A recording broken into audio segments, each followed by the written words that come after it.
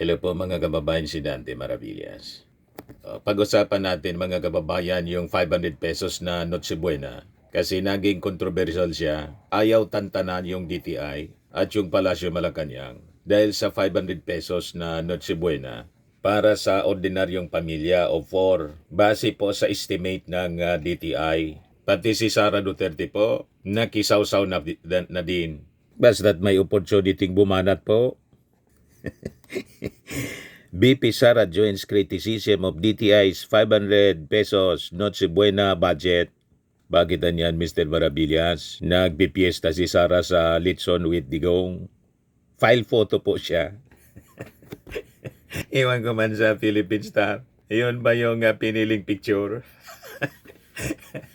File photo ng Noche Buena siguro ni Sara at saka ni Digong. Nagpipiesta po sa Litson. Buti sila po, may kakaya na mag-fiesta sa Litson, sa Noche Buena. Sanay silang gumastos ng hindi nila pera.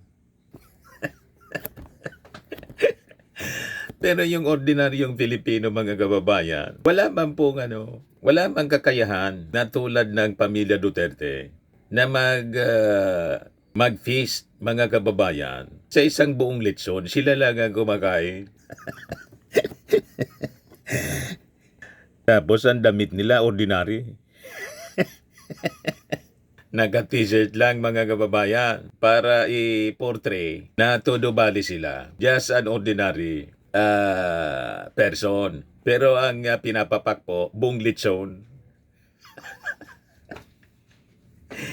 Hindi man yan kaya ng ordinary Filipino. Ang sinasabi naman lang po ng DTI, nasa 500 pesos, pwede na yun pagkasyahin para sa Noche Buena ng ordinary Filipino. Anong mali doon?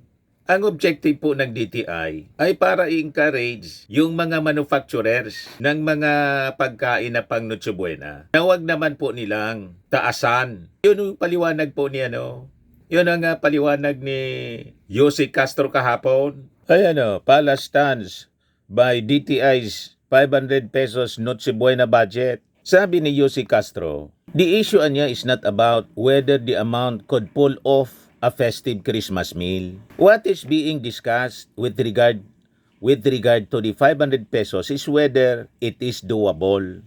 Even experts like Steve Coa of the Philippine Amalgamated Supermarkets Association Incorporated agreed with the DTI.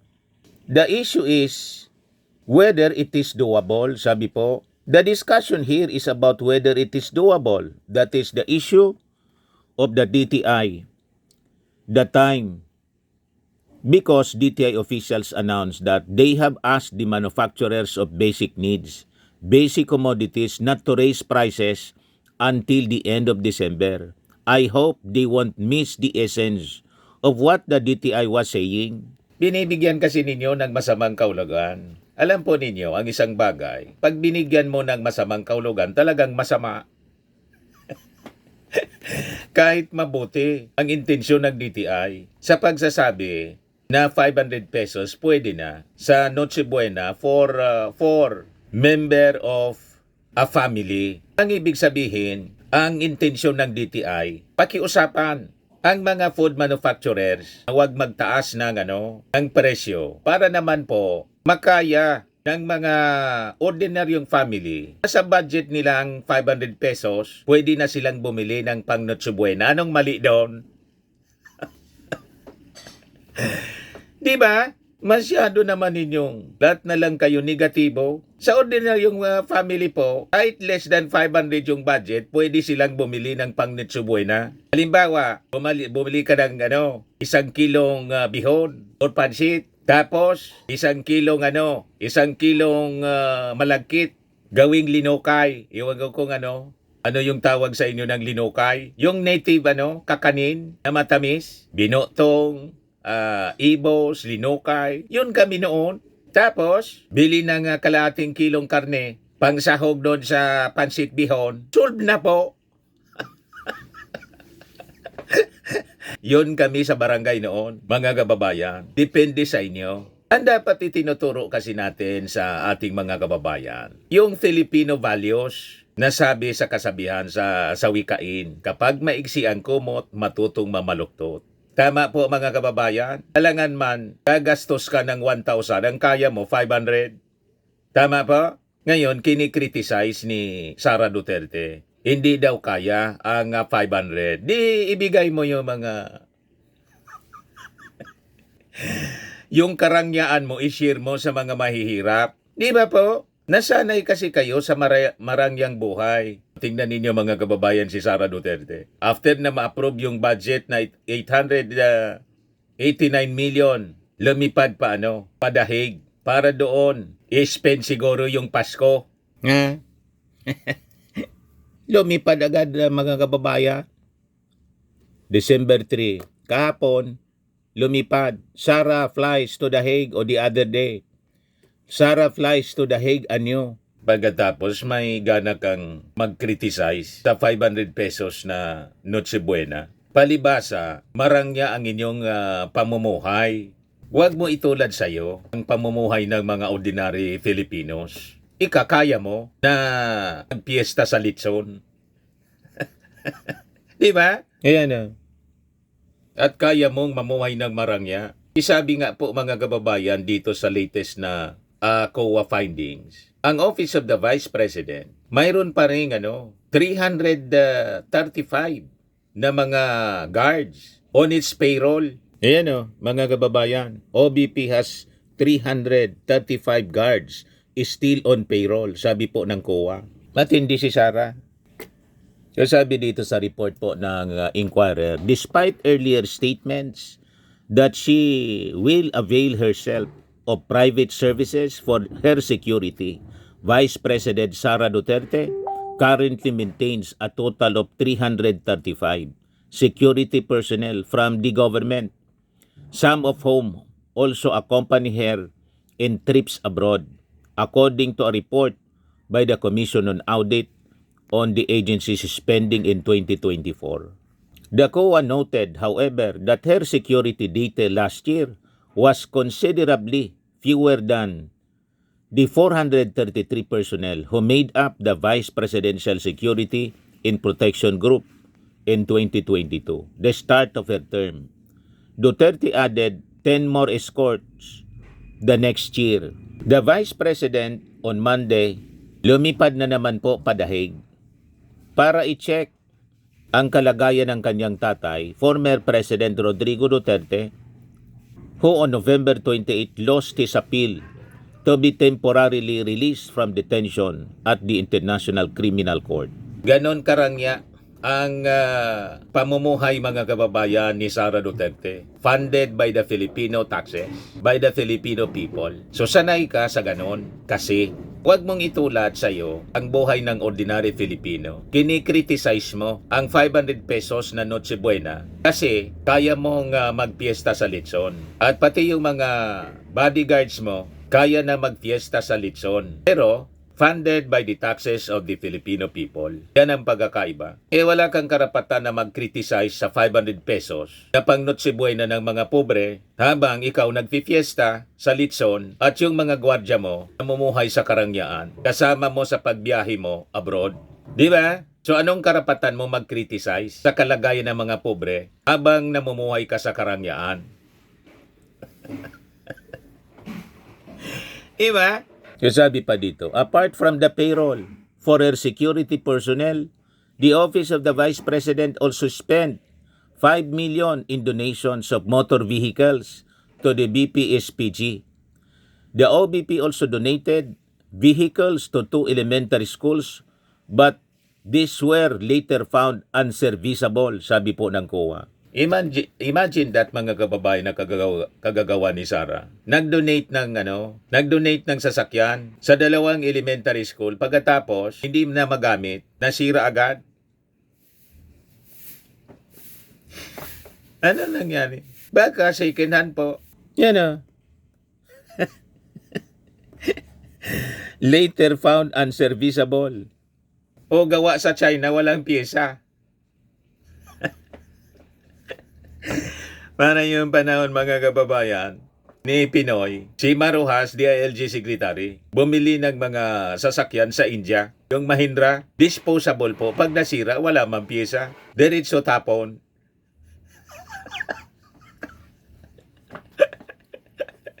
Overpriced pa, mga kababayan. Alala ninyo yon? Ganun katindi. O ngayon, si Sarah ganun din. Nag-donate, pagkatapos hindi na mapakinabangan. Tapos may lakas yan nga loob. Magpuna sa sinabi. Pumuna sa sinabi ng DTI na sa mga mahirap na pamilya of 4 members, pwede na yung 500 pesos. Bakit hindi pwede sa mahirap ang 500 pesos? Kaya yan. At ang nagsabi mismo, yung mga food manufacturers na sa ordinary family, pwede na silang makabili. Sila yung nagpo-produce ng pagkain. At ang intensyon ng DTI is to encourage the food manufacturers na mag-produce sila ng pagkain na mura para makayanan naman sa budget na 500 pesos ng mga mahirap na makabili ng pang Noche Buena. Anong mali doon? Di ba pa? Ito pa, sabi dito. Earlier on Monday, the COA also cited its annual report that the OBP last year spent 3.4 million for its livelihood assistance program, Magnegosyo Taday. A state auditor said that while program beneficiaries were found eligible, the OBP did not conduct a thorough study on the feasibility or economic viability of their proposed projects. Palpak po, flinag ng COA. Basta lang may project yung OBP, may mai-report.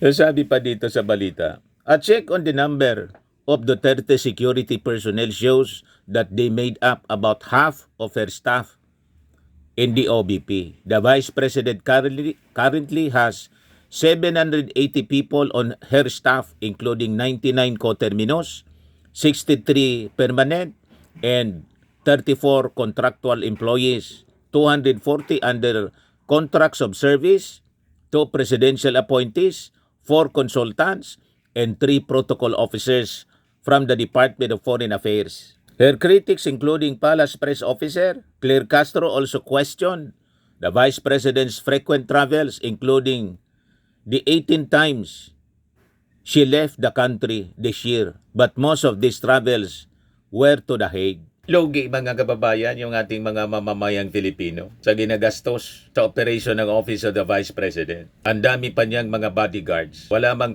pakinabang yung ating mga mamamayang Filipino sa kanyang serbisyo. Namimirwisyo pa sa ating Pangulong Bongbong Marcos. Hindi man tumutulong, namimirwisyo pa. Tapos, ikikriticize niya yung DTI sa 500 pesos na pang Noche Buena ng pobre. Ang intensyon lang naman, encourage yung mga food manufacturers sa 500 pesos dapat may mabili na pang Noche Buena. Minasama pa ni Sara. Di ba? Nasanay kasi kayo sa marangyang buhay. Kaya hindi kaya para sa'yo ang 500 pesos na pang Noche Buena. Nasanay kasi kayo sa 11 days gastusin, mga kababayan, ang 125 million, 11 days. Ng mga pangalan, puro chicheria.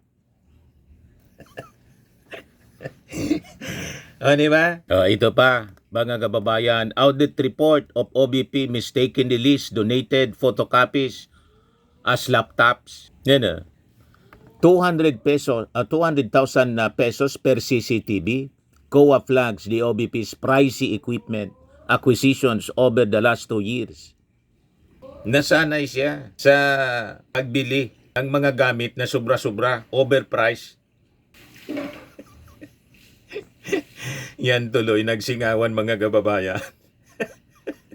Saan nga nakakitang 200,000 per CCTV?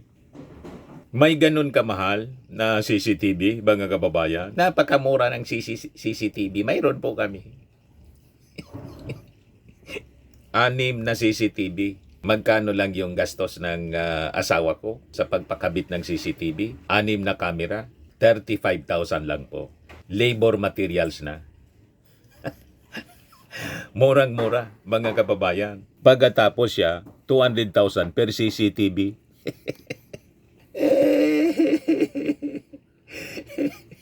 Ganon katindi. Kaya hindi siya sanay. Sa 500 pesos na Noche Buena, nagreklamo si Sara. Sanay siya sa paggastos ng napakakalaki na pera ng bayan, mga kababayan. Pagbili ng mga gamit na sobra sa presyo. Sobra ang patong. Yan o. Vice President Sara Duterte's office acquired 7 CCTV units in 2024 at an average of 212,464 each, according to financial records released by state auditors on Monday.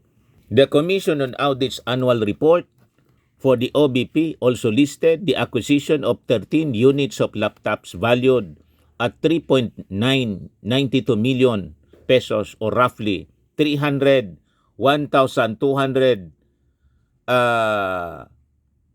each. Anong klaseng laptop yan? Bumili po ako ng laptop. O ito Apple. 90,000 lang po ito. Apple. 90,000. Ang nakita kong pinakang mahal na laptop sa SM, 150,000. Yun na yung pinakamahal. Doble, mga kababayan, yung presyo. 301,230 each. Yung laptop na binili ni Sara. Malinaw po na matindi ang tong patch. Lokohan na to, mga kababayan. Di ba po malinaw? Pero sabi po ng OBP sa Philstar, the entry niya for laptops was a clerical error. May palusot pa. In that, the total actually pertains to 12 donated photocopiers valued at 3.82 million pesos. In one desktop computer for video editing valued at 92,000 pesos. Yan daw po. COA's report released detailed 76.11 million in property, plant and equipment, acquisitions by Vice President Sara Duterte's office across 2024 and 2023, including vehicles, cameras, computer equipment, and other assets. They are specifically referred to as acquisitions because the equipment can either be purchased or donated. Ayan yung mga binili, mga kababayan. 19 units of motor vehicles, 26,372,000. 13 units of laptop, 3.9 million. 7 units of CCTV, 1.4 million. 8 units of camera, 1.1 million. OBP video room, 750,000. 2 sets of generator sets, 665,000. 2 units of sound system, 570,000. 6 units of television, 379,000. 4 units of aircon, 294,000. 3 units of cabinets, 250,000. 2 units of Apple MacBook Air, 241,000. 1 set of conference system, 210,500. Ayan pa, mga kababayan, yung mga pinagbibili ni Sara Duterte. 200,000 per CCTV unit. Napakamahal. Ayan, sabi rito, comparable or high-end security camera packages in the market based on online search of CCTV systems for offices show that those with advanced features typically retail for 15,000 to 17,000 per unit from leading brands, while complete 8-camera packages are priced at around 21,000 to 22,000. Nagpakabit po kami ni Mrs. na CCTV. 6 camera, labor materials na. Pati yung pagpakabit, 35,000 lang yung gastos namin. Napakamura. Alam na ninyo kung saan napunta yung pera ng bayan. Di ba po malinaw? Sabi pa dito, 120,842 per MacBook Air laptop. The office acquired 2 units of Apple MacBook Air in 2024 at valued at 241,000 total or 120,000 pesos each. In terms of pricing, yung MacBook Air M2 model retailed between 42,200 and 59,700 from non-authorized resellers in 2024. higher specification models with 16 gigabyte RAM and 512 storage gigabyte retailed for approximately 95,000 to 102,000 when launched in 2022. Ito pang ginagamit ko, MacBook. 92,000 na bili. 92, 95 yata bili namin. Noong 2024. 2024 yata, 2023 nabili ko to. Basta ganon. So, doble, mga kababayan. The price can go higher than 120,000 based on the Apple Philippines website if it includes the highest SSD storage possible and additional software. So lahat overpriced, mga kababayan. Yung mga gamit na binili po ni Sara Duterte. Wala siyang karapatan na magsalita ng ganyan. Pagkatapos may pa-message pa siya, mga kababayan, na patama sa ating Pangulong Bongbong. O ito, mga kababayan, pakinggan ninyo, sinupalpal ni Yossi Castro si Sara Duterte. That she will fight against greedy of a certain high-ranking officials in the government. Any comment on this? Again, she will what? Fight Fight what? against greedy of a certain high-ranking officials in the government.